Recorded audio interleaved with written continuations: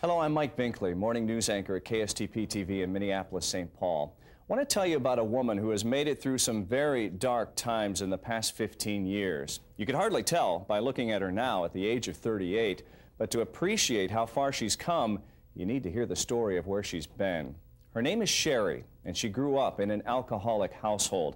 In fact, by the time she was 15, Sherri was already an addict herself. We sat down and talked with her about her life in the fast lane, and we pick up the story 15 years ago when she met someone she thought was the man of her dreams. You know, we had the fairy tale romance, you know, I mean, the courtship was awesome, and, you know, he did the flowers and opened the doors and, you know, said all the right things and did all the right things and showed me everything, you know, that I hadn't seen before, and I was in love with this man, and I thought he loved me too. Then we got married. That night that we got married, we went to the hotel. He got angry because the bedspread had holes in it. The top of the fireplace was dusty. The TV didn't work. So he ended up whipping out the TV and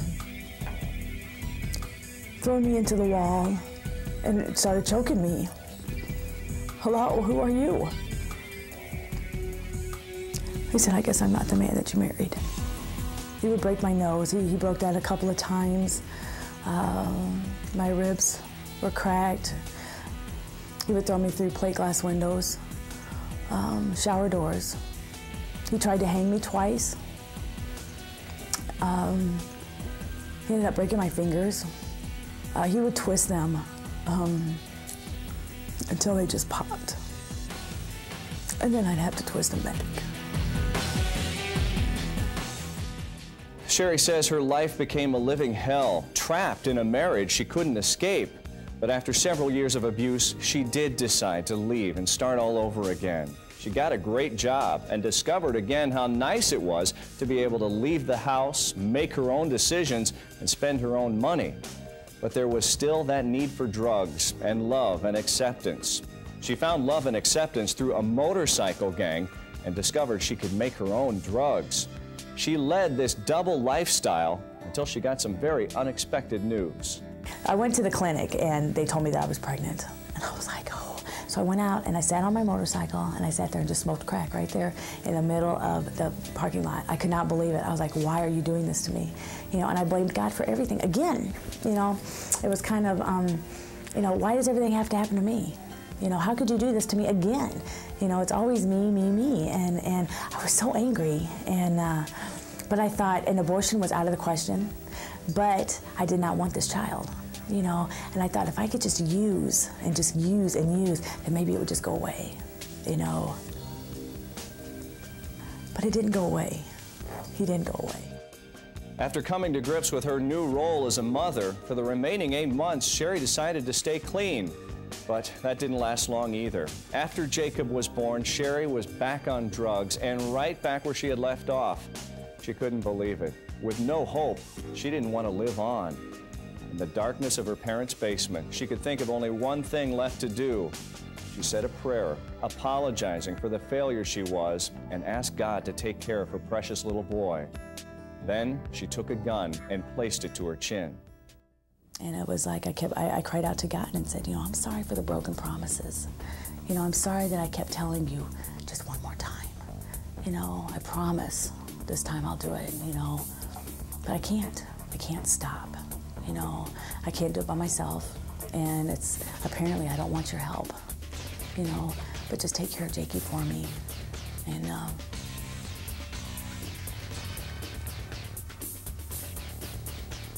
just I don't know how much his mommy loves you. At this very moment, hundreds of miles away, Sherri's brother, Dave, had this nagging feeling in his heart that something was wrong with his sister. I just was reading the scripture, and I don't remember what the scripture was, but Sherri came to my mind, and I remember that there was in my heart just this feeling of real danger and a feeling that she was really in trouble, and that I just really needed to call her. And I put it off for a while and wrestled with it in the day. And I finally I said to Valerie, I said, I've got to call Sherri. And I don't know why, but I just feel like the Lord just really wants me to call her. So I called her, and the phone, I remember the phone ringing and ringing, and I couldn't figure out why that was the case, because we had an answering machine. I didn't know why my parents weren't there. And but the phone kept ringing. Finally, Sherri picked up. I answered the phone. It was my brother on the other end. He asked me if I was ready to change. Yeah, I'm ready to change. Tell me what I have to do.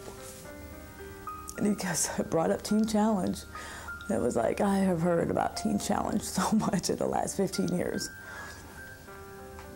And he was telling me that it was a year long, and it was like, oh God, leave my kid for a year? What's a year when I was going to be eternity? Tell me what I have to do. Here I am. Minnesota Teen Challenge receives up to 75 calls a day from desperate people just like Sherri. There are roughly 200 students in the program on any given day, 95% of whom cannot afford to pay for the help they so desperately need.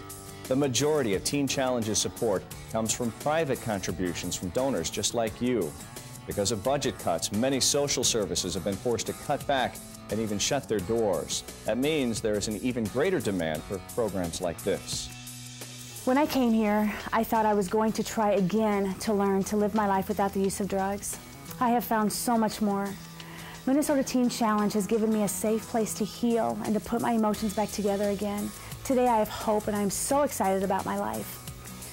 But one thing I do know is when I was beyond hopeless, somebody cared, and I could never ever thank you enough for what you've done for me.